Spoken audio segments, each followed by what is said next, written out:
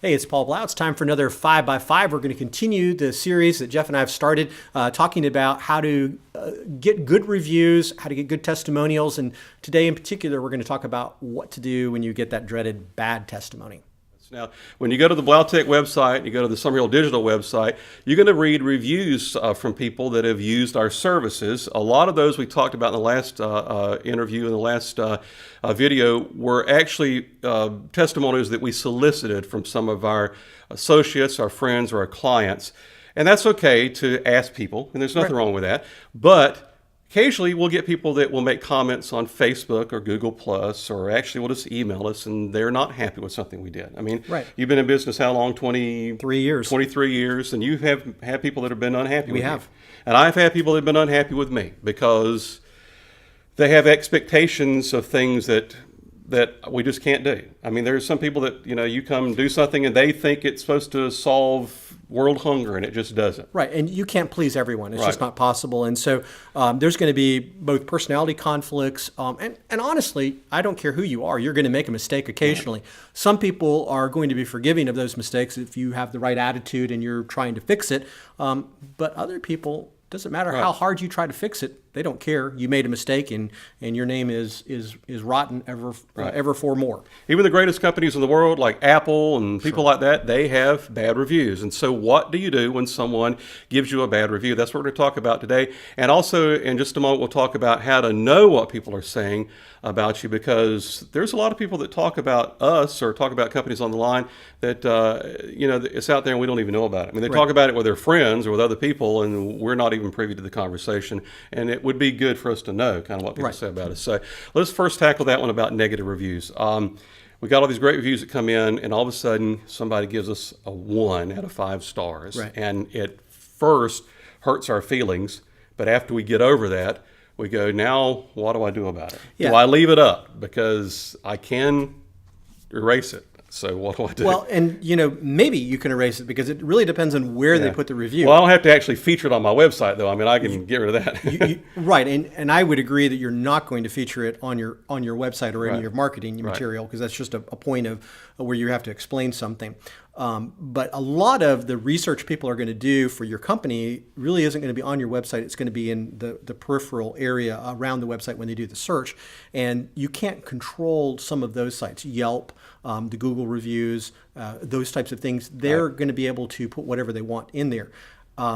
So first off, I think we already covered this last time. You need to seed those reviews. You need to be actively encouraging the customers that you like, that you're going to have a great review from, to be putting reviews up there. And so you're going to have that stacked in your favor if you're doing that intentfully. But and I'll mention here one thing, and I'll interject this because you guys do a great job of this. There's one person in Blough Tech that has a great knack for that, and that's Pat. And if anybody knows Pat, has worked with the company, she is the customer service. What is her title?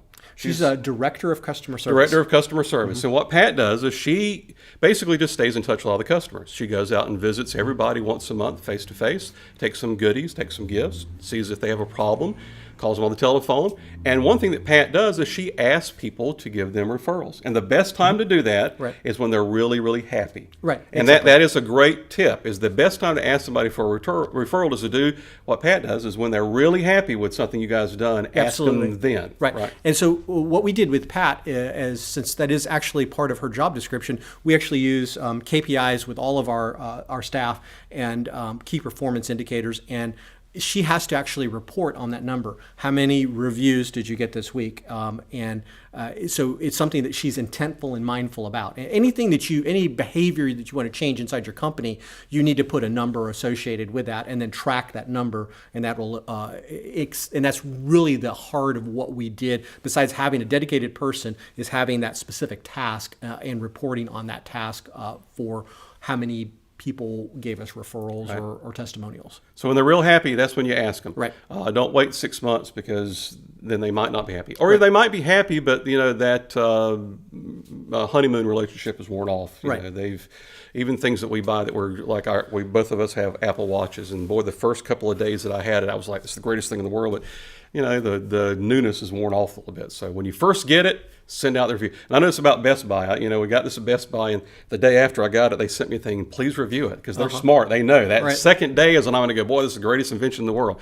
All right, so let's talk about something else. So if you get a bad review, it's okay. And actually, a couple of bad reviews among 500 are not bad, because it makes us look human. I mean, it makes people know that the reviews they see online are actually authentic. Right, it creates credibility. Right. And so if you are only 5s and glowing reviews, people are going to feel like that's artificial. You want to have some 4s and maybe even some 3s. Yeah. And if in a large amount of reviews, 150 reviews, if you have 1 or 2 1s, people are going to look at that and they're going to say, that's an exception, that's not the rule. And then maybe that's just an irate customer or somebody that's being unreasonable. All right. If you want to know more about this, the subject is called reputation management. Just go on Google and type that in, and you'll find tons of information about it.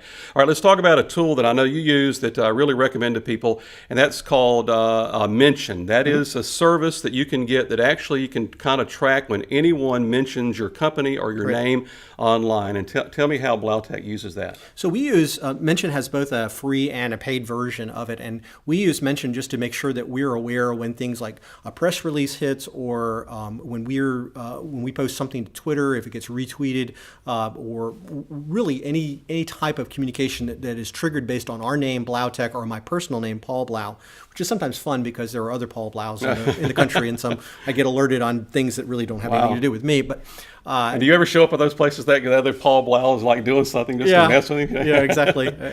That would be fun. Yeah, it would. But that's one of the things that we use is Mention will give me a report anytime, usually once a day, it'll give me a report on activity. This is what's happened. And so I'm not taken aback by something, or I'm not surprised by it. So that's, I would say, first of all, the critical thing is if you get a negative review, you need to know about it. Right. You need to know about it right away, because it could be resolvable. It could be, oftentimes, I would say even 80% of the time, it's a miscommunication.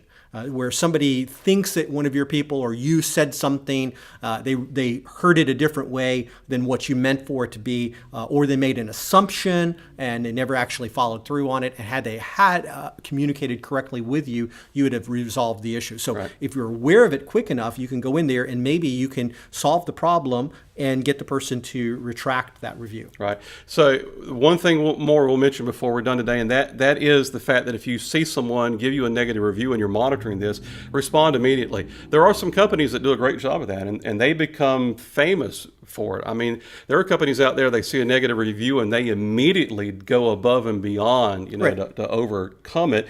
And because of that, they create a positive reputation for a company. They make something great out of something that was bad. So. Right, and there's some basic psychology on how you do this. And the first off is you can't go into this with your feelings on your shoulders and where you're just petrified because somebody dared to say something negative about you.